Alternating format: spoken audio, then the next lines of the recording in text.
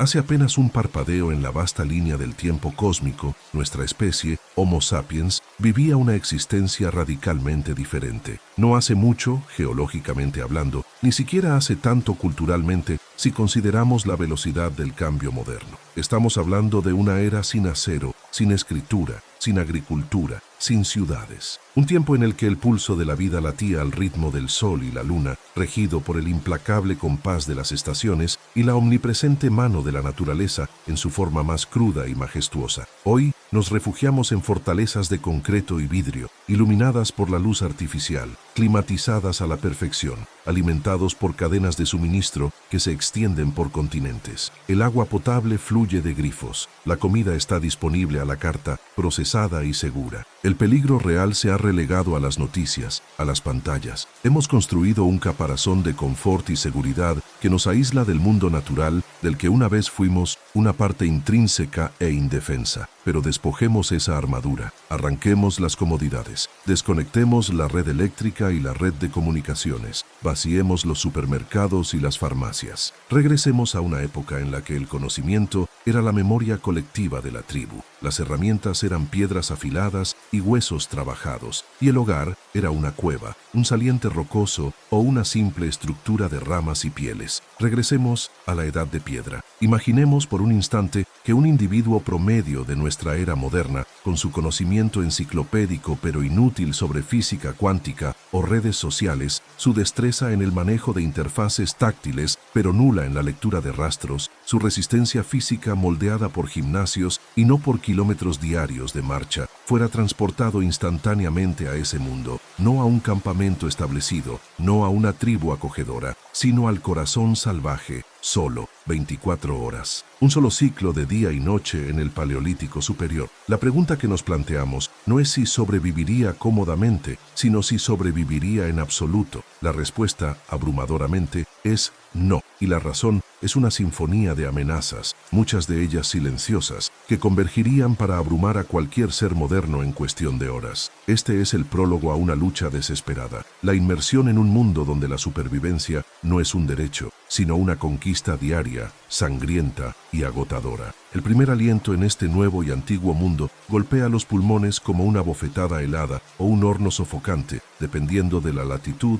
y la estación. Variables tan extremas como la vida misma aquí. El aire no está filtrado, huele a tierra húmeda, a descomposición, a hojas caídas, a humo distante de incendios naturales y, de manera crucial, huele a animal, a hierba digerida de herbívoros, a almizcle de depredadores marcando su territorio. Es un olor orgánico, potente, que para las narices modernas, acostumbradas a la asepsia y los perfumes sintéticos, resultaría abrumador, tal vez nauseabundo, pero para los habitantes de este mundo, cada matiz olfativo es información vital. ¿Hay agua cerca? ¿Ha pasado una presa? ¿Hay peligro al acecho? El individuo moderno, carente de esta sensibilidad atávica, estaría ciego en un universo donde el olfato es tan crucial como la vista. La vista misma se enfrenta a un paisaje sobrecogedor. Vastas extensiones no interrumpidas por carreteras, edificios o postes eléctricos, horizontes lejanos, a menudo dominados por formaciones geológicas o la silueta ondulante de bosques inmensos o vastas estepas. El cielo, sin la contaminación lumínica, es un domo infinito de un azul vibrante durante el día y por la noche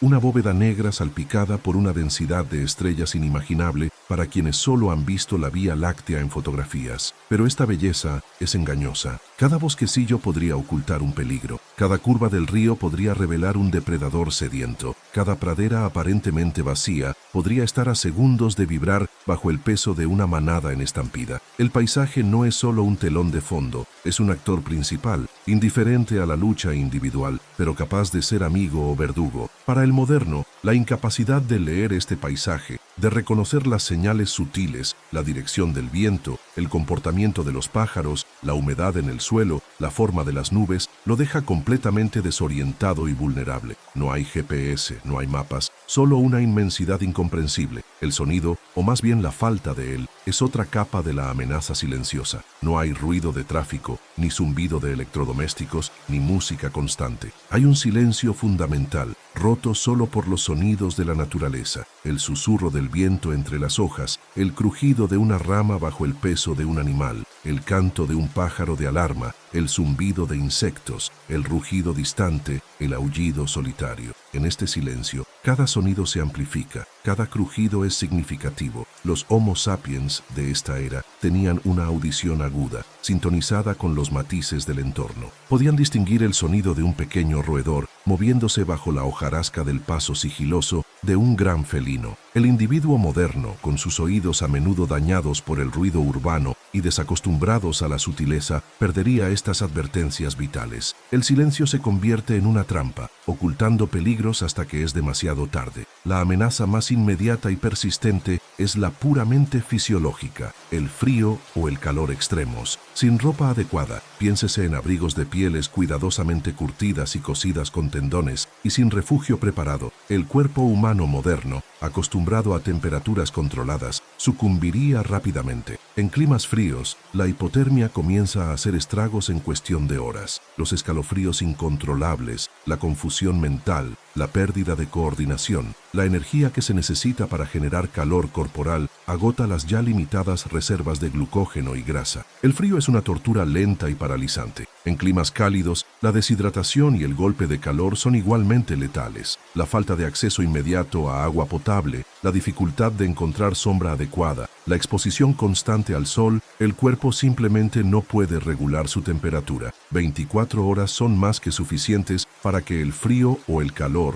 sin el equipo y el conocimiento adecuados, resulten fatales. Pero incluso si el individuo moderno lograra mitigar temporalmente el impacto térmico, se enfrentaría a la abrumadora tarea de encontrar sustento. La búsqueda de comida y agua no es una conveniencia, es una necesidad urgente y constante. Y en la Edad de Piedra, cada fuente potencial de alimento viene con su propio conjunto de riesgos. El agua. Los ríos y lagos pueden parecer salvadores, pero ¿cómo saber si el agua es potable? Sin conocimiento de los signos de contaminación natural o la presencia de parásitos y bacterias, beber directamente de una fuente puede ser una sentencia de muerte lenta y agonizante por enfermedades gastrointestinales. Hervir el agua requiere hacer fuego, una habilidad que la mayoría de los modernos no posee, y mucho menos con materiales húmedos o en condiciones adversas. Buscar fuentes de agua más seguras como manantiales requiere un conocimiento íntimo del terreno y de los ciclos hidrológicos. El simple acto de calmar la sed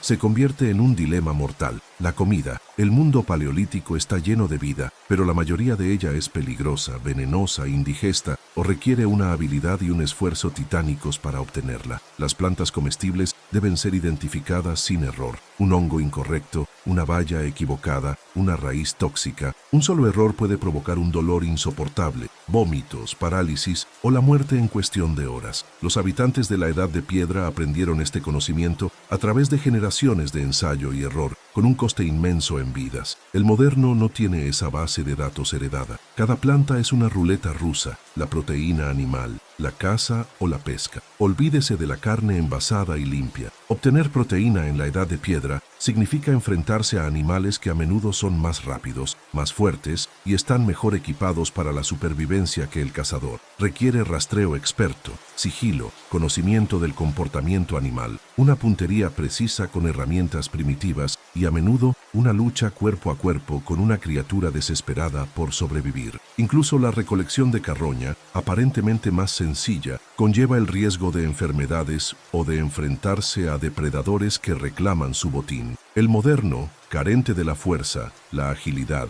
el conocimiento y las herramientas, no podría cazar un conejo, mucho menos un gran mamífero. La pesca, sin sedales ni anzuelos sofisticados, se reduce a intentar atrapar peces con las manos o construir trampas rudimentarias, tareas que requieren una paciencia y una habilidad considerables. La recolección de insectos o larvas, una fuente vital de proteínas para muchas culturas primitivas, resultaría repugnante para la mayoría de los modernos, incluso si pudieran identificar las especies comestibles de las venenosas o parasitarias. El mero acto de buscar comida, sin éxito, quema calorías preciosas que el cuerpo necesita desesperadamente para mantenerse caliente o fresco y para alimentar sus funciones básicas. La desnutrición y la debilidad se instalan rápidamente, pero la amenaza más visceral y temida, aquella que puebla las pesadillas primigenias, son los depredadores. La Edad de Piedra, particularmente en la época de la megafauna, era un mundo habitado por criaturas imponentes y eficientes máquinas de matar. Mamuts, rinocerontes lanudos, bisontes gigantes, alces enormes. Estas criaturas no solo representaban comida, sino también un peligro inmenso si eran acorraladas o si se sentían amenazadas. Un pisotón, un golpe de cuerno, una carga furiosa. Cualquier encuentro cercano podía ser instantáneamente fatal. Y luego están los carnívoros, lobos gigantes, osos cavernarios, mucho más grandes y agresivos que los osos modernos, leones de las cavernas, más grandes que los leones africanos, hienas manchadas capaces de derribar grandes presas y triturar huesos, y el aterrador Smilodon, el tigre dientes de sable, una máquina de emboscada con caninos diseñados para perforar arterias vitales. Estas criaturas no temían a los humanos. A menudo los veían como presas potenciales, especialmente a individuos solitarios o debilitados. El moderno, sin armas de fuego, sin refugios impenetrables, sin el conocimiento ancestral para leer las señales de la presencia de un depredador o para defenderse, se encontraría completamente indefenso. Correr, un Smilodon o un lobo gigante lo alcanzarían en segundos. Esconderse, sus sentidos del olfato y el oído los encontrarían. Luchar, con las manos desnudas o quizás con una rama rota, sería un enfrentamiento trágicamente corto. Sería literalmente un bocado. La conciencia constante de ser parte de la cadena alimentaria, de ser vigilado desde la oscuridad del bosque o la cima de la colina, de que cada sombra podría ser una amenaza, es un peso psicológico aplastante que se sumaría al pánico y la desorientación. Más allá de los grandes y obvios peligros, existe una miríada de amenazas menores que en el mundo moderno consideramos insignificantes, pero que en la Edad de Piedra podían ser catastróficas. Insectos venenosos, arañas, serpientes, una picadura de araña reclusa parda o una mordedura de víbora sin antiveneno puede causar necrosis tisular, dolor extremo, infección y, en ausencia de tratamiento, la muerte. Incluso las picaduras masivas de insectos comunes podían ser peligrosas. Los parásitos son omnipresentes, lombrices intestinales de agua o carne contaminada, garrapatas portadoras de enfermedades, pulgas, piojos. La higiene era rudimentaria o inexistente según nuestros estándares. Las infecciones eran una realidad constante. Una simple herida abierta, una espina clavada, un rasguño de rama, cualquier ruptura en la piel es una invitación abierta a bacterias y patógenos. Sin antibióticos, sin desinfectantes, una infección que hoy trataríamos con una pomada podía extenderse, volverse séptica y matar en días. Un diente cariado, sin dentistas, podía convertirse en un absceso que se extiende a la mandíbula y más allá. Un hueso roto, si no se inmoviliza adecuadamente, una habilidad que requiere conocimiento, podía soldar mal, causar deformidades permanentes o no soldar en absoluto, haciendo que el individuo fuera una carga para el grupo o lo condenara a una muerte solitaria. El parto, para las mujeres, era inmensamente peligroso, con altas tasas de mortalidad materna e infantil. Pero incluso sin considerar esos eventos extremos, la fragilidad inherente del cuerpo humano frente a las realidades de un entorno salvaje, sin el respaldo de la medicina moderna, convierte cada pequeño incidente en una amenaza potencial para la vida. La amenaza silenciosa de la enfermedad y la lesión es quizás la más insidiosa, porque está siempre presente, esperando la oportunidad de explotar cualquier debilidad. La falta de sueño seguro y reparador también sería un factor. ¿Dónde dormir? Al aire libre, expuesto a la intemperie y a los depredadores, en un árbol arriesgándose a una caída o a ser descubierto, en una cueva sin saber si está habitada por un oso o una hiena. La necesidad de estar constantemente alerta, incluso mientras se intenta descansar, provoca agotamiento mental y físico. La privación del sueño deteriora el juicio, ralentiza las reacciones y aumenta la vulnerabilidad. Y luego está el impacto psicológico, el miedo constante, la soledad absoluta, la desesperación ante la magnitud de la tarea y la falta de habilidades, la sensación de ser un intruso, ajeno y torpe en un mundo que exige respeto y conocimiento. conocimiento. Los Homo sapiens de la Edad de Piedra vivían en grupos. La tribu, la familia, no eran solo unidades sociales, eran la red de seguridad, el repositorio de conocimiento compartido, la fuerza combinada para la caza y la defensa. Un individuo solo, sin este apoyo, no habría durado mucho. El moderno, acostumbrado a la interacción social, aunque sea digital, y a la ayuda disponible, se enfrentaría a un aislamiento total, una experiencia que para muchos sería insoportable. El conocimiento es poder. En la Edad de Piedra, el conocimiento práctico era la moneda de cambio para la supervivencia. Cómo hacer fuego sin fósforos ni encendedores, cómo identificar y usar plantas medicinales, cómo rastrear animales, cómo hacer herramientas de piedra, madera y hueso, cómo construir un refugio, cómo interpretar los signos del clima, cómo orientarse por el sol y las estrellas, cómo comunicarse sin un idioma común, usando señales y gestos. El moderno posee un vasto conocimiento abstracto, pero carece casi por completo de este conocimiento fundamental y práctico. No sabe qué palo frotar con cuál para hacer una chispa, qué nudo usar para una trampa, qué tipo de roca se fractura con el filo adecuado, cómo despellejar un animal con una lasca de sílex. Esta ignorancia práctica es una sentencia de muerte. Cada tarea, por simple que parezca, se convierte en un obstáculo insuperable. Incluso las diferencias físicas, sutiles a primera vista, juegan un papel crucial.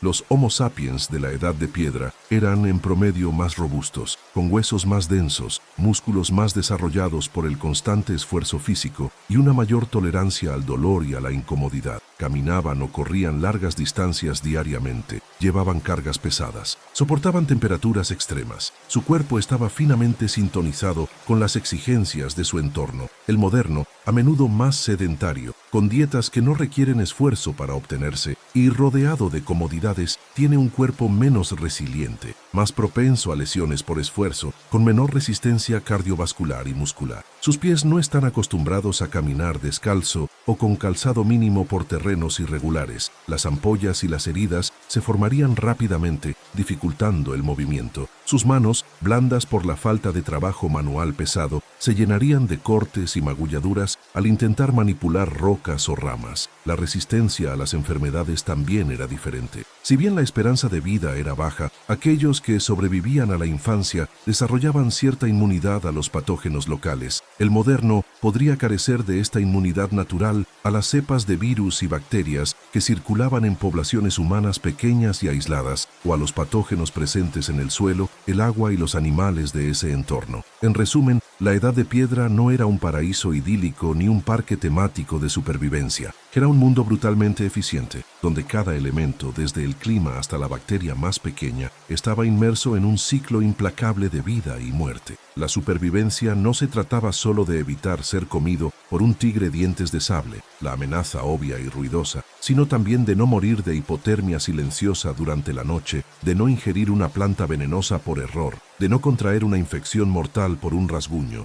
de no deshidratarse bajo el sol inclemente, de no sucumbir al pánico y la desesperación. La amenaza silenciosa es la suma de todas estas vulnerabilidades del ser moderno frente a un entorno que no perdona la ignorancia, la debilidad o la falta de preparación. Es la constante, subyacente certeza de que el mundo mismo está activamente, aunque sin intención consciente, intentando eliminar a cualquier individuo que no cumpla con sus estrictos requisitos. No hay piedad, no hay segundas oportunidades. Cada decisión incorrecta, cada paso en falso, cada momento de distracción puede tener consecuencias fatales e inmediatas. El escenario está preparado. Un ser humano del siglo XXI, despojado de todo lo que le es familiar y seguro, se encuentra de repente en el umbral de un mundo incomprensiblemente peligroso. Las primeras horas son un choque sensorial, un pánico creciente, una confrontación con la propia indefensión. El sol comienza su descenso, el aire se enfría, las sombras se alargan y con ellas la conciencia aguda de los peligros que acechan invisibles en la penumbra creciente. La amenaza silenciosa del Paleolítico se intensifica con la llegada de la noche. La prueba de las 24 horas ha comenzado y las probabilidades son infinitesimales. El mero hecho de llegar al amanecer sería un milagro estadístico. Este es el mundo. Estos son los desafíos. Y para el moderno, este es el fin de la línea, el comienzo de la noche más larga. El choque inicial, la bofetada sensorial, se transforma gradualmente en pánico. No un pánico histérico e inmovilizador, al menos no al principio, sino uno frío y creciente, alimentado por la absoluta falta de puntos de referencia, la incomprensión del entorno y la dolorosa conciencia de la propia vulnerabilidad. El individuo moderno, de pie en medio de esta inmensidad primigenia, con la ropa que lleva puesta y nada más que objetos sin valor para este mundo en sus bolsillos, un teléfono muerto, llaves, una billetera con plástico y papel, se siente como un bebé abandonado en la cima de una montaña. La arquitectura mental construida sobre siglos de civilización se derrumba, las reglas cambian, todo conocimiento previo, salvo quizás las leyes más básicas de la física y la biología, se vuelve inútil. La primera reacción instintiva, superado el estupor inicial, es buscar ayuda. Grita nombres, pide auxilio, emite sonidos que resuenan extrañamente en el vasto silencio, solo para ser devueltos por los árboles o disipados por el viento, sin respuesta. El silencio mismo se vuelve opresivo. No hay eco de vida humana, no hay carreteras, no hay señales de civilización, solo naturaleza salvaje. La soledad es un veneno que comienza a inocularse, tan debilitante como cualquier veneno físico. La mente, acostumbrada a la conexión constante, al apoyo implícito de una sociedad estructurada, se siente peligrosamente expuesta, flotando a la deriva. Luego llega la urgencia fisiológica. El sol, si es de día, comienza a quemar la piel desprotegida, o el frío de la mañana cala hasta los huesos a través de ropa inadecuada. La garganta se seca, el estómago emite un gruñido inquietante. Estas no son molestias pasajeras, sino alarmas rojas de un cuerpo que comprende la gravedad de la situación antes que la mente consciente. El hambre y la sed, sensaciones que en la vida moderna se resuelven con mínima demora, se presentan aquí como problemas existenciales inmediatos, sin solución obvia al alcance de la mano. La búsqueda comienza, errática y desesperada. El individuo se mueve, sin rumbo fijo, guiado por la intuición básica. Tal vez recuerde algo de documentales o películas. El agua fluye cuesta abajo, las cuevas ofrecen refugio, intenta orientarse por el sol, una habilidad que pocos modernos practican con precisión. Cada paso es difícil, el terreno es irregular, cubierto de raíces, rocas sueltas, vegetación espinosa. Los zapatos, diseñados para superficies planas y predecibles, ofrecen poca protección y se convierten rápidamente en una fuente de dolor. Ampollas que se rompen, torceduras leves, el constante riesgo de un tropiezo peligroso. Los pies, no acostumbrados al esfuerzo y al terreno, protestan. Cada kilómetro recorrido quema energía vital y aumenta el agotamiento. La búsqueda de agua se convierte en la primera prioridad apremiante. La deshidratación es un enemigo rápido y furtivo. Comienza con una sed molesta, pero pronto provoca fatiga, mareos, confusión mental. Un arroyo a la vista parece una salvación, pero ¿es seguro? La mente moderna podría tener una vaga idea de que el agua de ríos puede contener bacterias, pero no sabe qué buscar. Agua estancada, peligroso. Agua corriente, mejor pero no garantía. La presencia de espuma o sedimentos extraños, el olor. La necesidad imperiosa a menudo vence la precaución. Si bebe directamente, está jugando a la ruleta rusa con parásitos, virus y bacterias para los que su sistema digestivo no tiene defensa. La diarrea, los vómitos y la fiebre subsiguientes no solo serían increíblemente desagradables, sino que acelerarían la deshidratación y lo debilitarían catastróficamente, convirtiéndolo en presa fácil o inmovilizándolo. Si intenta buscar una fuente más segura, como un manantial, ¿cómo lo encontraría sin conocimiento de la geología o la vegetación que indica agua subterránea? La búsqueda infructuosa bajo el sol abrasador o el viento frío solo empeora la deshidratación. La comida es otro enigma mortal. Todo alrededor es verde o marrón. Pero, ¿qué es comestible? Las hojas, las bayas, las raíces. La memoria de un vago consejo sobre no comer nada que no conozcas resuena, pero la presión del hambre comienza a nublar el juicio. El estómago vacío ruge, una protesta constante que exige ser atendida. Intenta identificar frutos o plantas basándose en apariencias, comparándolas quizás con imágenes vagas de la infancia o la televisión. Un puñado de bayas de colores atractivos podría parecer una solución rápida, pero en este mundo, los colores brillantes a menudo son una advertencia. Una sola baya tóxica puede causar calambres agonizantes, vómitos incontrolables o fallo orgánico en cuestión de horas. El dolor de la intoxicación, sumado al pánico y la falta de cualquier tipo de ayuda médica, es una experiencia aterradora que puede llevar a la muerte. Incluso si tiene la suerte de encontrar algo remotamente comestible, como larvas de insectos o ciertas raíces, la falta de conocimiento sobre cómo prepararlos o si requieren requieren cocción para ser seguros lo deja en riesgo de parásitos o toxinas. El intento de conseguir proteína animal es aún más fútil. Un conejo pasa corriendo, demasiado rápido, ve pájaros, imposibles de atrapar sin herramientas. La idea de cazar un animal grande es simplemente absurda, carece de la fuerza, la velocidad, el sigilo, el conocimiento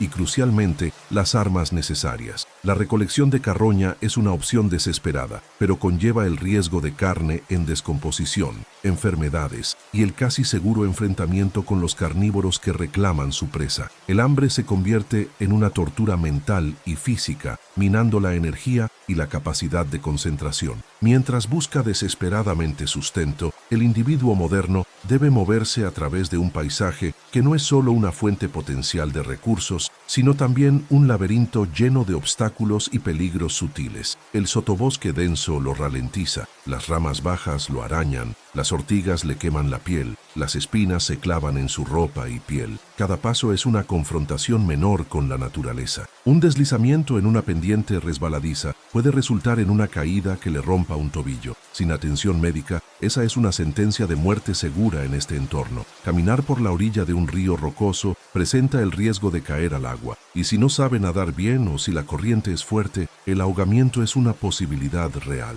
Incluso algo tan simple como pisar una avispa o un nido de hormigas de fuego puede resultar en múltiples picaduras dolorosas que, en raras ocasiones, pueden provocar una reacción alérgica grave, anafilaxia, y sin una inyección de epinefrina, eso es mortal. Pero los obstáculos más insidiosos son aquellos que no se ven de inmediato. Los microorganismos en el suelo, en el agua, en el aire. Un corte leve en la mano, al intentar romper una rama, se contamina instantáneamente con bacterias del suelo. Sin agua limpia para lavar la herida, sin antiséptico, el enrojecimiento inicial y el dolor pueden escalar rápidamente a una infección grave, pus, fiebre, vetas rojas que se extienden por el brazo, indicando sepsis. Una simple astilla que hoy quitaríamos con una pinza y desinfectaríamos, aquí puede convertirse en un foco de infección que requiere la amputación si no se controla, algo imposible para el individuo solo. Cada herida, por pequeña que sea, es una puerta abierta a la enfermedad. Y la enfermedad, en el Paleolítico, a menudo era terminal. A medida que las horas pasan y el sol comienza su descenso, la necesidad de encontrar o construir un refugio se vuelve crítica. La temperatura bajará drásticamente al anochecer, especialmente en latitudes templadas o frías, o en altitudes elevadas. La hipotermia es un asesino silencioso y rápido. Los primeros escalofríos son una advertencia. Sin un aislamiento adecuado del suelo frío y del aire helado, el cuerpo pierde calor constantemente. La confusión mental se instala, la capacidad de tomar decisiones lógicas se deteriora. Construir un refugio eficaz requiere conocimiento. Cómo seleccionar un lugar protegido del viento, cómo usar materiales naturales para crear una barrera contra el frío y la humedad, cómo aislar el suelo. El intento moderno de apilar unas ramas o acurrucarse bajo un saliente rocoso es patético e ineficaz. El frío penetra la ropa fina, la humedad del suelo drena el calor corporal, el sueño se vuelve imposible, interrumpido por temblores incontrolables y el miedo creciente. La búsqueda de una cueva parece una opción atractiva, el arquetipo del hogar prehistórico, pero las cuevas no estaban desocupadas, eran el hogar de osos cavernarios, hienas, grandes felinos. Entrar en una cueva sin saber si está habitada es suicida. Un rugido desde la oscuridad, un gruñido, un olor almizclado e intenso. Esos son los últimos avisos que uno podría recibir antes de enfrentarse a una criatura territorial y mucho más fuerte que él. Incluso una cueva aparentemente vacía puede tener riesgos, murciélagos con enfermedades, insectos peligrosos o ser simplemente una trampa mortal si su entrada se derrumba. La desesperación lleva al intento de hacer fuego. El fuego no es solo calor, es protección contra depredadores, una forma de purificar agua y cocinar alimentos, una fuente de luz y un inmenso consuelo psicológico. El moderno sabe que el fuego se hace frotando palos o golpeando piedras. Intenta, busca ramas secas, pero quizás elige la madera equivocada, demasiado verde o demasiado blanda. Intenta frotar dos palos, uno contra otro, o haciendo girar uno sobre otro con las manos. La técnica es crucial, la presión, la velocidad, el ángulo. Sin la práctica de años, sin la selección correcta de materiales para el arco de fuego o el taladro manual primitivo, el intento es agotador y fútil. Las manos se llenan de ampollas dolorosas, los músculos duelen, no aparece ni una chispa, ni siquiera humo. Intenta golpear 2 piedras, pero quizás elige cuarzo en lugar de sílex y pirita. No sabe cómo crear yesca, ese material seco y fibroso que captura la chispa fugaz. Hojas secas o hierba son insuficientes. Cada intento fallido es un golpe a la moral, una confirmación de la propia ineptitud. A medida que la oscuridad se cierne, la imposibilidad de hacer fuego se siente como el sello de su destino. La noche se acerca, y no tiene defensa contra el frío ni contra las criaturas que temen a la luz y el calor de una hoguera. El paisaje, que durante el día era un enigma visual, se transforma con la llegada de la noche en un reino de sombras y ruidos aterradores. La vista humana moderna no está bien adaptada a la oscuridad. La falta de contaminación lumínica permite ver las estrellas, pero el suelo y los alrededores inmediatos son impenetrables. Cada crujido de hoja, cada aullido distante, cada gruñido cercano se magnifica. La audición se vuelve hipersensible, pero sin la capacidad de interpretar los sonidos. ¿Es el viento? ¿Es un animal? ¿Es un depredador? El miedo alimenta la imaginación, y cada sombra parece ocultar una forma amenazante. La oscuridad no solo oculta peligros, sino que los crea en la mente aterrorizada. Es en esta transición del día a la noche, con el frío instalándose y la oscuridad envolviendo el mundo, donde el individuo moderno enfrenta su primer gran confrontación en el sentido paleolítico. No es necesariamente una lucha cuerpo a cuerpo, eso podría venir después, sino el enfrentamiento simultáneo con la implacable presión del entorno. El cuerpo duele por el esfuerzo y las pequeñas heridas, la garganta quema por la sed, el estómago duele por el hambre, el frío muerde, y la mente lucha contra el pánico y la desesperación, exacerbados por la soledad y la oscuridad. Esta es la batalla fundamental, la lucha por mantener las funciones vitales básicas frente a un mundo que se esfuerza activamente por detenerlas. La caza en este acto no es que el moderno case, sino que el moderno es el cazado, o al menos es una presencia nueva e indefensa en un ecosistema de cazadores y presas experimentados. Los animales del Paleolítico están sintonizados con su entorno, detectan el olor, el sonido y la presencia de intrusos o presas potenciales. Aunque los humanos modernos no huelen exactamente igual que los Homo sapiens paleolíticos, tienen un olor, y su comportamiento, torpe, ruidoso, errático, los distingue de los animales que conocen. Un lobo distante puede percibir el olor, un gran felino puede oír el crujido inusual de una rama, un oso puede sentirse atraído por el olor a miedo. El individuo moderno no tiene idea de estas señales que está emitiendo, no sabe que cada movimiento inseguro, cada suspiro audible en el silencio de la noche podría estar anunciando su presencia a criaturas para las que él representa una comida potencial. Quizás en esta fase, el individuo moderno tenga un encuentro cercano que no termina fatalmente, pero sirve como una aterradora advertencia. Escucha gruñidos cercanos y se congela, el corazón latiéndole salvajemente. Ve un par de ojos brillantes en la oscuridad y huye tropezando, sin saber qué criatura es, solo que emana peligro. O tal vez se refugia precariamente en un árbol o bajo unos arbustos densos y oye a grandes animales pasando cerca, sus pasos pesados en el suelo, sus resuellos y gruñidos audibles, sintiéndose absolutamente indefenso y expuesto. Estos momentos de terror visceral graban a fuego la realidad de ser parte de la cadena alimentaria, una posición a la que el moderno nunca se ha enfrentado. El intento de descansar es una farsa. El miedo constante, el frío o el calor extremos, el hambre y la sed hacen que el sueño profundo sea imposible. Cada crujido, cada sonido provoca un sobresalto, los músculos se tensan, el cuerpo se mantiene en un estado constante de alerta baja, agotando la energía en lugar de recuperarla. La privación del sueño comienza a afectar el juicio, la coordinación y la resistencia. La mente se nubla, el pánico es más difícil de controlar.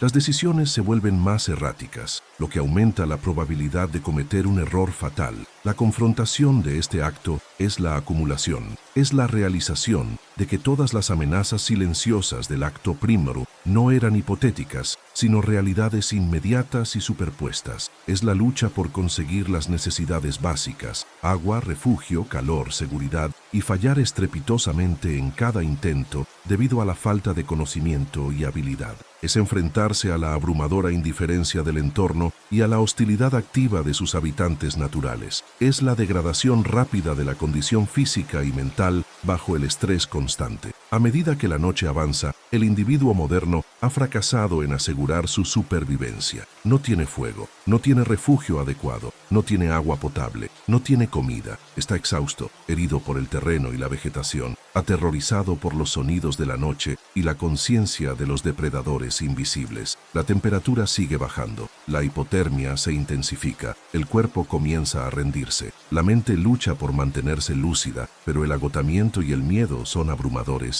El acto segundo culmina con el individuo moderno en su punto más vulnerable hasta ahora, inmerso en la oscuridad total del Paleolítico, sin ninguna de las herramientas o conocimientos que le han permitido a nuestra especie dominar el mundo. Ha sido superado por la simple realidad de la existencia en este entorno. Ha enfrentado la sed y el hambre y ha fallado en encontrar una solución segura. Ha buscado refugio y ha encontrado solo exposición. Ha intentado hacer fuego y ha fracasado. Ha sentido la presencia de peligros a su alrededor, invisibles en la oscuridad. La confrontación no fue una batalla épica, sino una serie de pequeños fracasos y una realización abrumadora de impotencia. Sobrevivió el día, apenas, pero la noche apenas comienza. Y la noche, en la Edad de Piedra, es un reino completamente diferente, más frío, más oscuro y mucho más peligroso que cualquier cosa que el mundo moderno pueda imaginar. Las 24 horas se extienden ante él, cada minuto un desafío, y la noche más larga está a punto de revelar sus horrores. La etapa está puesta para la verdadera prueba. La noche se había cernido sobre el mundo con una finalidad implacable. No era la oscuridad controlada y predecible de las ciudades modernas, punteada por farolas y protegida por muros de concreto. Era una negrura densa, ancestral, un vacío total donde la vista humana se volvía casi inútil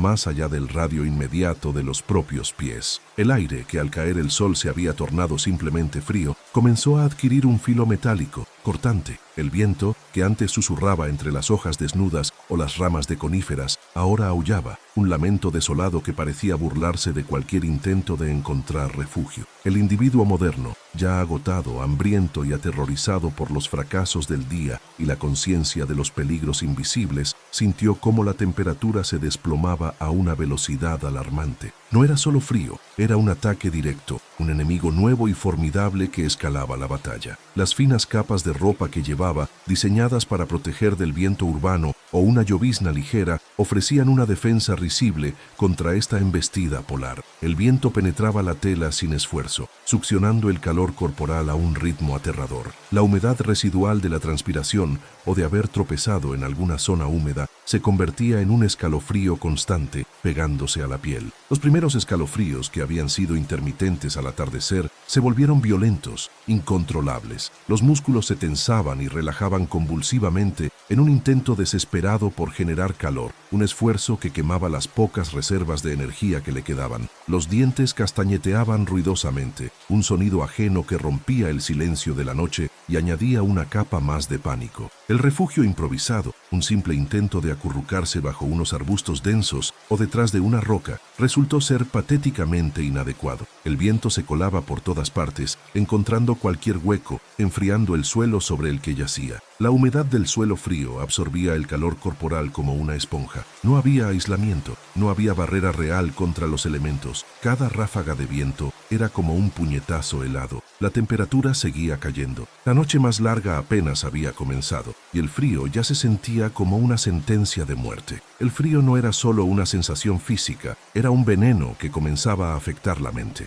La confusión se instalaba, lenta pero inexorablemente. Era difícil pensar con claridad. Las decisiones lógicas se volvían esquivas. ¿Debería intentar moverse para generar calor, arriesgándose a tropezar en la oscuridad o atraer la atención de algo? ¿O debería acurrucarse lo más posible, esperando que el propio cuerpo, insuficiente como era, pudiera conservar algo de calor? Cada opción parecía igualmente terrible. La capacidad de evaluar riesgos y beneficios, fundamental para la supervivencia, se deterioraba bajo el estrés del frío extremo y el agotamiento. El hambre, que había sido una queja constante durante el día, se transformó en un dolor sordo en el estómago, pero la urgencia disminuía paradójicamente a medida que el frío se apoderaba. El cuerpo, en modo de supervivencia, priorizaba mantener calientes los órganos órganos vitales, desviando energía de funciones como la digestión o incluso la sensación de hambre intensa. La sed, sin embargo, persistía, una garganta seca y rasposa que hacía doloroso incluso tragar. Pero buscar agua en la oscuridad helada era una quimera, y cualquier agua encontrada estaría helada, enfriando aún más el cuerpo o potencialmente contaminada, con las terribles consecuencias que eso conllevaba. La oscuridad era un personaje en sí misma, no era solo la ausencia de luz, sino una presencia activa que amplificaba el miedo. Cada crujido, cada suspiro del viento, cada sonido lejano e inexplicable se convertía en la posible aproximación de un depredador. Los ojos, por mucho que se esforzaran, no podían penetrar el velo negro más allá de unos pocos palmos. Las formas indistintas se convertían en monstruos en la mente aterrorizada. El miedo visceral a ser cazado, una respuesta primaria grabada en el ADN de nuestra especie, que rara vez experimentamos en el mundo moderno, se apoderó de él con una intensidad paralizante. Quizás oyó un aullido lejano, diferente a cualquier sonido que hubiera oído antes, que erizó los vellos de su nuca. ¿Era un lobo? ¿O algo más grande? Algo que los lobos temían. Tal vez un gruñido bajo y resonante pareció vibrar en el suelo cercano, haciendo que su corazón latiera con una fuerza dolorosa contra sus costillas. El instinto le gritaba que se escondiera, que se quedara absolutamente quieto, que se volviera invisible, pero la inmovilidad en el frío extremo aceleraba la pérdida de calor. Era una trampa de doble filo. Moverse significaba arriesgarse a ser detectado. Quedarse quieto significaba sucumbir al frío. A medida que las horas pasaban, arrastrándose como siglos, el frío se intensificaba. Los escalofríos violentos dieron paso a una fase más peligrosa de la hipotermia, el cese aparente de los temblores. Esto no era una mejoría, sino una señal de que el cuerpo estaba agotando sus reservas de energía y había renunciado a intentar generar calor. La sensación de frío extremo disminuyó, reemplazada por una extraña y engañosa sensación de adormecimiento, incluso de calidez en algunos casos, la llamada paradoja del desvestimiento en hipotermia severa, donde la confusión hace que las víctimas sientan calor y se quiten la ropa, acelerando su muerte. La piel se volvió pálida, cerosa, fría al tacto. Los movimientos se volvieron lentos, descoordinados. Abrochar un botón, si su ropa lo tuviera, sería una tarea imposible para los dedos entumecidos y rígidos. Intentar usar cualquier herramienta improvisada sería inútil. La mente se sumergía cada vez más en un estado de delirio. Los pensamientos se volvían fragmentados y lógicos. La realidad se distorsionaba. Podía empezar a ver cosas que no estaban allí, figuras moviéndose en la oscuridad, luces distantes que no existían, rostros familiares. Podía oír voces, ecos de su vida moderna, o los sonidos fantasmagóricos de este mundo ancestral magnificados por su mente alterada. La línea entre el sueño y la vigilia se borraba. Podía creer que estaba en un lugar cálido y seguro, imaginando una cama, una casa, una comida caliente, mientras su cuerpo se congelaba lentamente en el suelo frío. La soledad, que al principio era un veneno psicológico, se convirtió en una barrera impenetrable. No había nadie, absolutamente nadie. No una mano que ayudar, no una voz que consolar, no un cuerpo contra el que acurrucarse para compartir calor. La realidad brutal era que estaba muriendo solo, en la oscuridad, rodeado de un mundo indiferente y hostil. Los lazos sociales, la red de apoyo que definía la existencia humana en la edad de piedra y en la moderna, estaban ausentes. La conciencia de esta soledad absoluta, en medio de su desesperación y deterioro, era un tormento añadido. Si, por casualidad,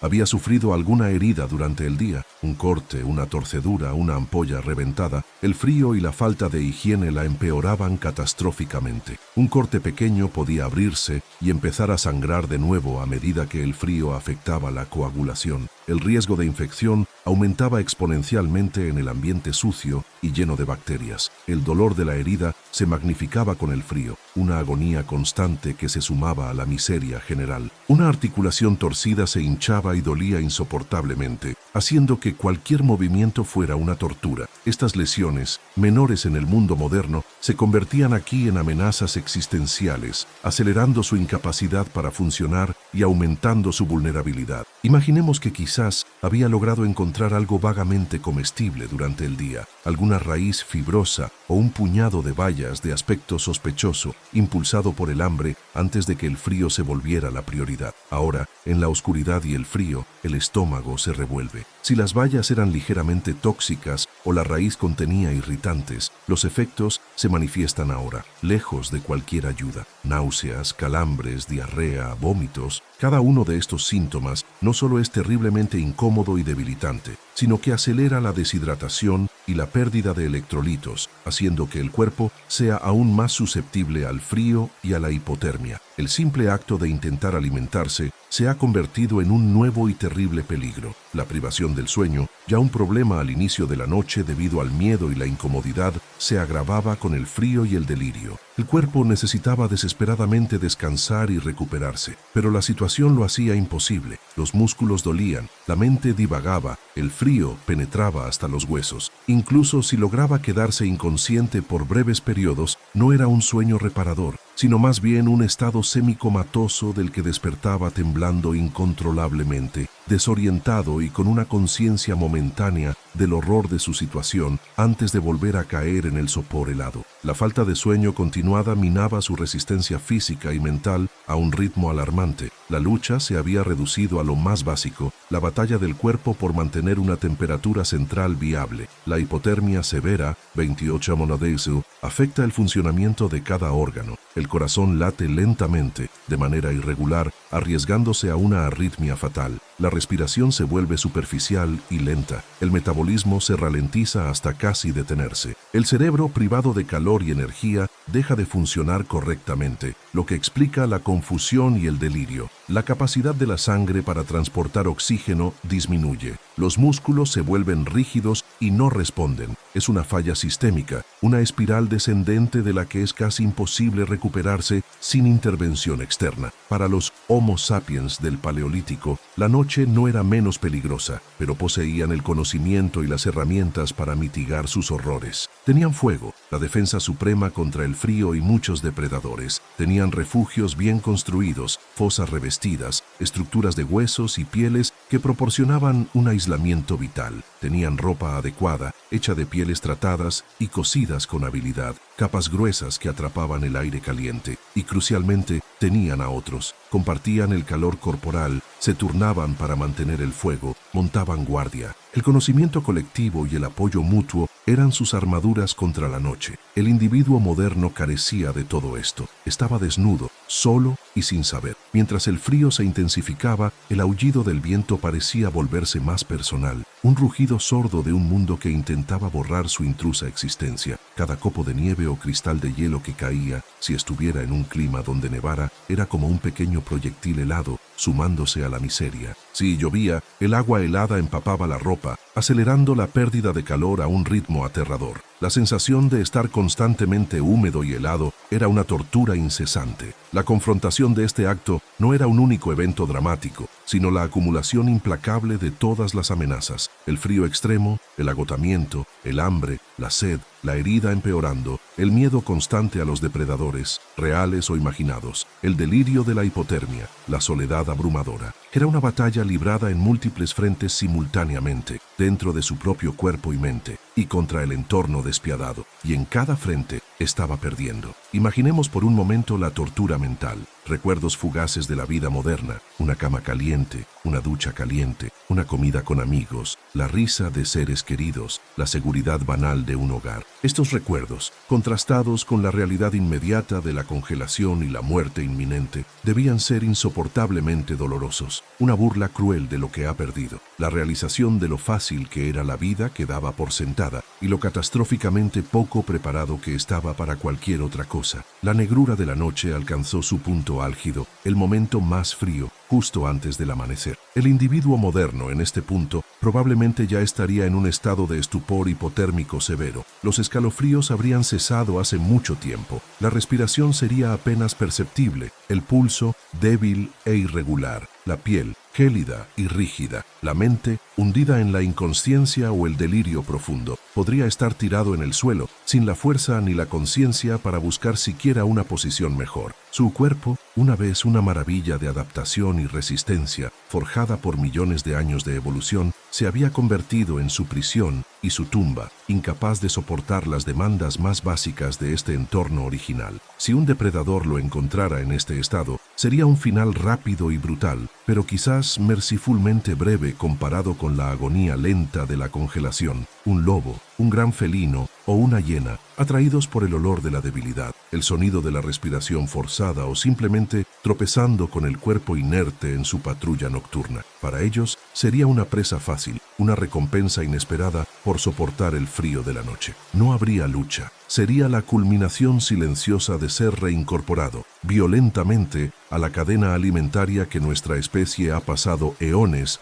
intentando evadir. Incluso sin la intervención directa de un depredador, el resultado sería casi inevitable. La hipotermia severa conduce al fallo orgánico, a la arritmia cardíaca, al paro respiratorio. El cuerpo, agotado y sin la capacidad de generar calor, simplemente se apagaría. La muerte por congelación es, en sus etapas finales, engañosamente pacífica, ya que la conciencia se desvanece y el dolor disminuye a medida que las terminaciones nerviosas dejan de funcionar. Pero la lucha hasta llegar a ese punto es una agonía infernal, una batalla desesperada contra el frío que no ofrece cuartel. La noche más larga es la culminación de las amenazas silenciosas del acto primo, amplificadas y concentradas en el tiempo y el espacio. Es la realización de que la falta de conocimiento, la falta de habilidades, la falta de preparación y la falta de apoyo grupal no son inconvenientes menores, sino fallas fatales en un mundo que no tolera la incompetencia. Es la demostración brutal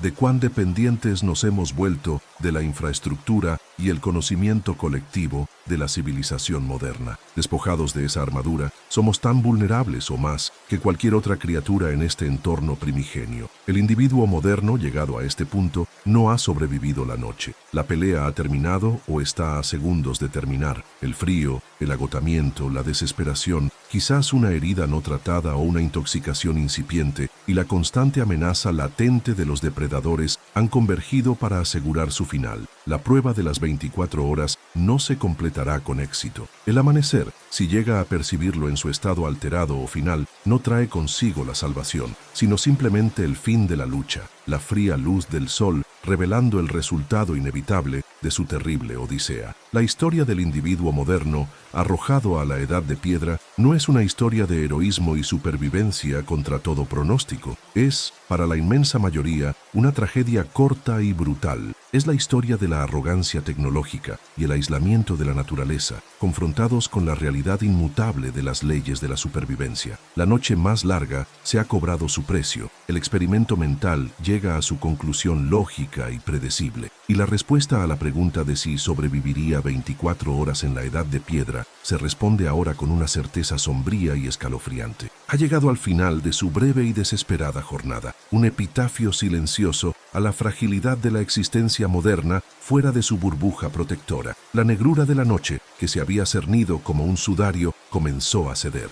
No fue una retirada abrupta, sino una dilución gradual, un cambio casi imperceptible en la densidad de la oscuridad. Primero, el cielo profundo y tachonado de estrellas se tornó de un azul medianoche, luego de un violeta pálido en el horizonte oriental. Las formas indistintas de los árboles y las rocas adquirieron contornos tenues contra la luz naciente. El aire, brutalmente frío horas antes, aún conservaba su filo helado, pero la intensidad del descenso térmico había cesado. El viento, que había aullado con furia, se redujo a un gemido cansado entre la vegetación. Con la luz que se filtraba lentamente, el paisaje comenzó a revelar los secretos que la oscuridad había ocultado y magnificado. Los temores de la noche, los gruñidos invisibles, los ojos brillantes que acechaban en la imaginación, retrocedían, reemplazados por la dura y despiadada realidad del amanecer. Y en medio de esa realidad, Si uno supiera dónde mirar, se encontraría la respuesta a la pregunta planteada, yacente, quizás acurrucado patéticamente en un intento fútil de conservar calor o extendido rígidamente donde la confusión del delirio lo detuvo, estaría el individuo moderno. No hay signos de una lucha épica contra un depredador alfa, aunque quizás la tierra circundante revele huellas, o incluso marcas de carroñeros oportunistas atraídos por la inmovilidad. Más probable, sin embargo, es el silencio absoluto del final por hipotermia. El cuerpo, vencido por el frío implacable, habría cesado sus funciones vitales en algún momento antes del amanecer o justo cuando la primera luz tocaba el horizonte.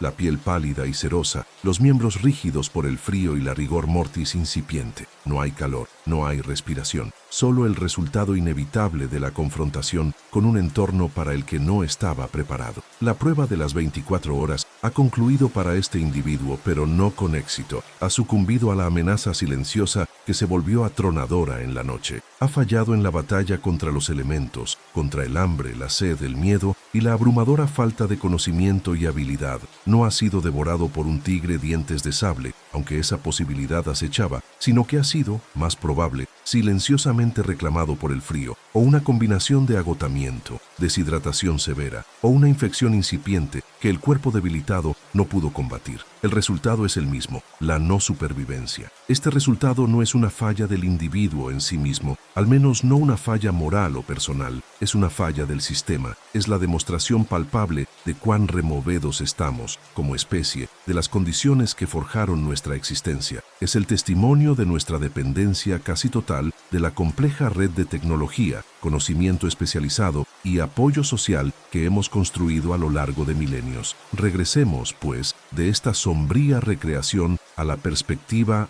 más amplia. La pregunta no era si un individuo moderno podría sobrevivir en la edad de piedra, sino por qué no sobreviviría. Y la respuesta reside en un abismo de conocimiento, habilidad y adaptación que separa nuestra vida actual de la de nuestros ancestros paleolíticos. Mientras el individuo moderno moría de frío, hambre y miedo, los Homo sapiens de hace decenas de miles de años, viviendo en el mismo paisaje brutal, estaban sobreviviendo. No solo sobrevivían, sino que prosperaban, en el sentido de perpetuar su especie, innovar, crear arte y cultura. ¿Cómo era posible? La respuesta es multifacética, un tapiz tejido con hilos de conocimiento ancestral, habilidad práctica honed por la necesidad, resiliencia física y mental forjada por la selección natural y, quizás lo más importante, la fuerza inquebrantable de la comunidad. Consideremos lo que nuestros ancestros sí sabían y podían hacer. El conocimiento no estaba encerrado en libros o bases de datos digitales, estaba en la memoria de los ancianos, en las historias contadas alrededor de la hoguera, en las demostraciones prácticas de padres a hijos, de cazadores experimentados a aprendices. Era un conocimiento sobre el mundo natural tan íntimo y detallado como el de cualquier científico moderno, pero enfocado singularmente en la supervivencia. Sabían el comportamiento de cada animal en su territorio, dónde dormían, qué comían, cuándo migraban, cómo reaccionaban bajo presión. Podían leer rastros en la tierra con una precisión asombrosa, distinguiendo no solo la especie, sino también la edad del rastro, la velocidad a la que se movía el animal, si estaba herido o cargando peso. Podían predecir el clima observando la forma de las nubes, la dirección del viento, el comportamiento de las aves. Conocían cada planta, cuál era comestible, cuál venenosa, cuál tenía propiedades medicinales, cuándo y dónde recolectarlas. No se arriesgaban con bayas o raíces desconocidas. Su base de datos era su propia supervivencia y la de sus antepasados. La habilidad práctica era su segunda piel. Eran maestros del fuego. No necesitaban encendedores ni fósforos. Podían generar fuego frotando palos de madera específicos con la técnica correcta, el arco de fuego, el taladro manual, o golpeando ciertas piedras, sílex y pirita, para crear chispas y dirigirlas hacia una yesca cuidadosamente preparada. Hongo seco, fibra vegetal desmenuzada. Hacer fuego era una habilidad básica, dominada desde la infancia, que significaba la diferencia entre la vida y la muerte cada día.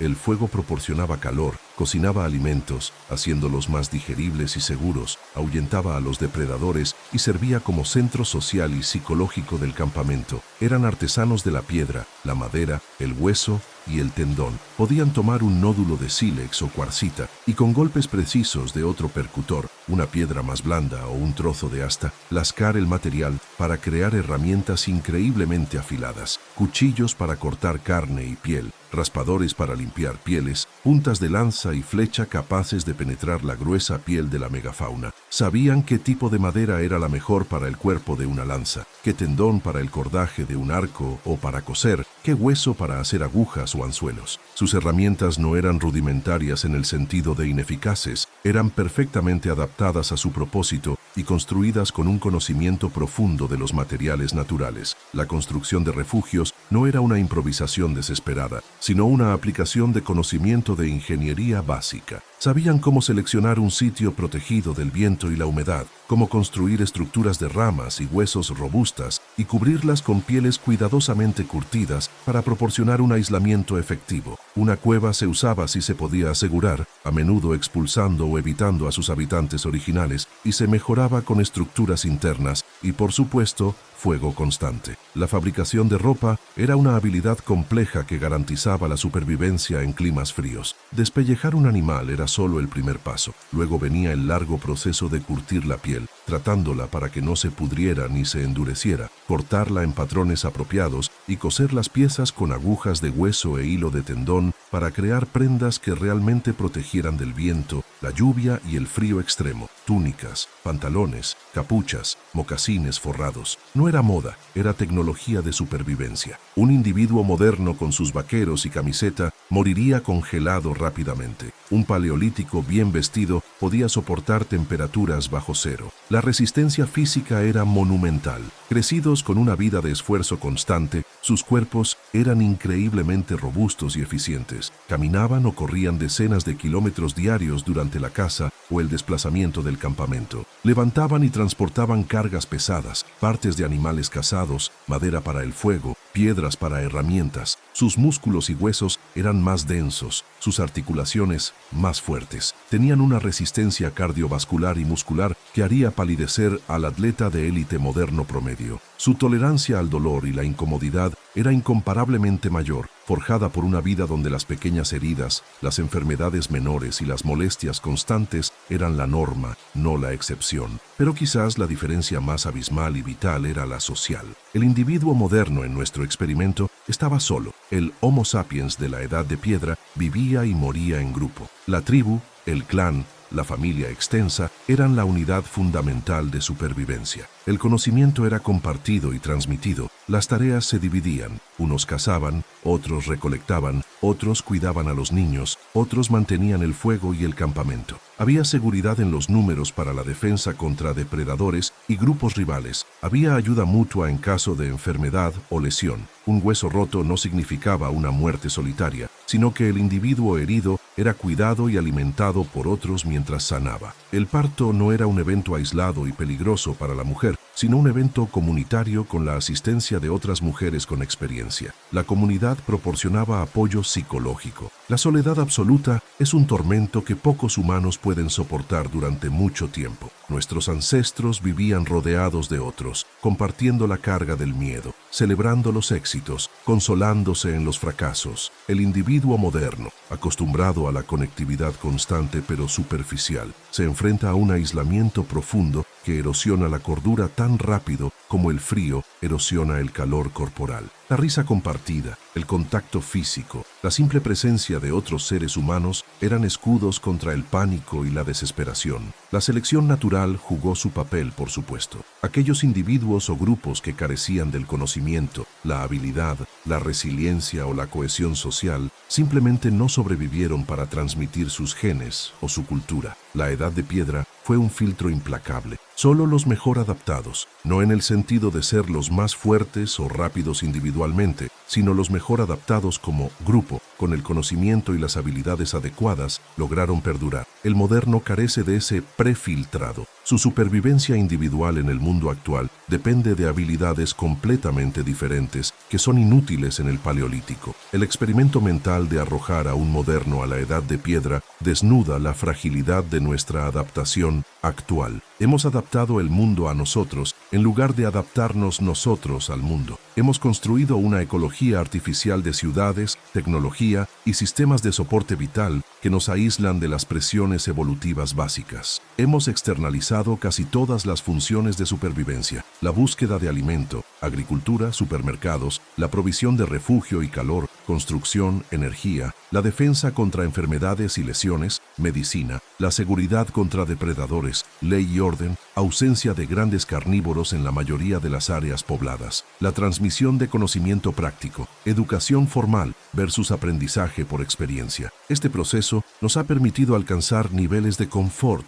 seguridad y longevidad sin precedentes en la historia de nuestra especie. Nos ha liberado para explorar el arte, la ciencia, la filosofía y para construir sociedades globales interconectadas. Pero el precio ha sido una atrofia de las habilidades y el conocimiento que definieron a Homo sapiens durante el 99% de su existencia. Somos, en muchos sentidos, especialistas hipersofisticados dentro de nuestra ecología artificial, pero generalistas patéticos fuera de ella. El legado de la Edad de Piedra no es solo una colección de herramientas de piedra en un museo o un capítulo en los libros de historia. Es el fundamento mismo de lo que somos como especie: la capacidad de adaptación, la inteligencia para resolver problemas, la habilidad para cooperar en grupos, la resiliencia para soportar dificultades extremas. Estas no son invenciones modernas, son el resultado de millones de años de lucha por la supervivencia en entornos como el que hemos descrito. El individuo moderno, fallando en 24 horas, no disminuye la grandeza de Homo sapiens, simplemente resalta la distancia que hemos recorrido desde entonces y la especialización de nuestra adaptación actual.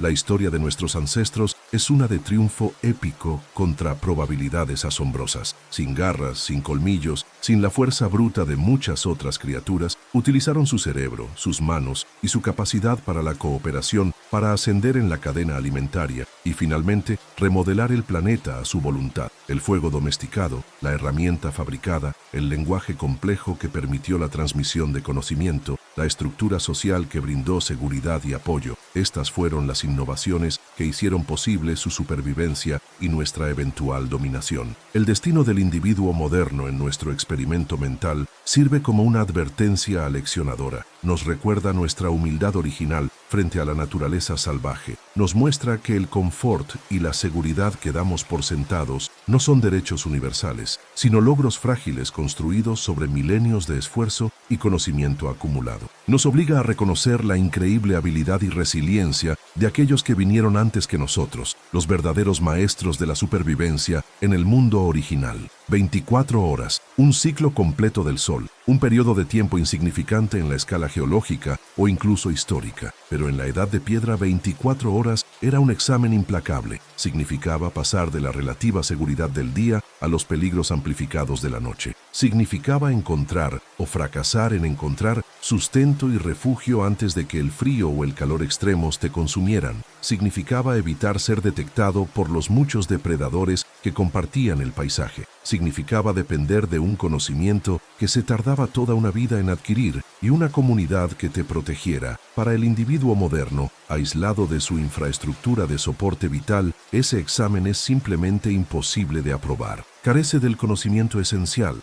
de las habilidades prácticas, de la resistencia física y mental inherente a ese modo de vida y, crucialmente, carece de la red social y el conocimiento colectivo que eran la verdadera fortaleza de Homo sapiens en el Paleolítico. Así, el amanecer sobre el cuerpo inerte no es solo el final de una vida hipotética, es el final de la hipótesis misma. La respuesta es clara, ineludible. En el vasto, hermoso y brutal mundo de la Edad de Piedra, despojado de las comodidades y el conocimiento de la civilización, un ser humano moderno no sobreviviría 24 horas. Es un testimonio no de debilidad intrínseca, sino de una adaptación exitosa a un mundo muy diferente. Es un recordatorio de dónde venimos, cuán lejos hemos llegado y cuán delgada es la capa de civilización que nos separa de las realidades primigenias que aún rigen gran parte de la vida en este planeta. La Edad de Piedra permanece en nuestra historia colectiva como el crisol que nos forjó, un tiempo de desafíos inmensos y un legado de supervivencia que, aunque ya no practiquemos sus habilidades diarias, reside en lo más profundo de nuestro ser.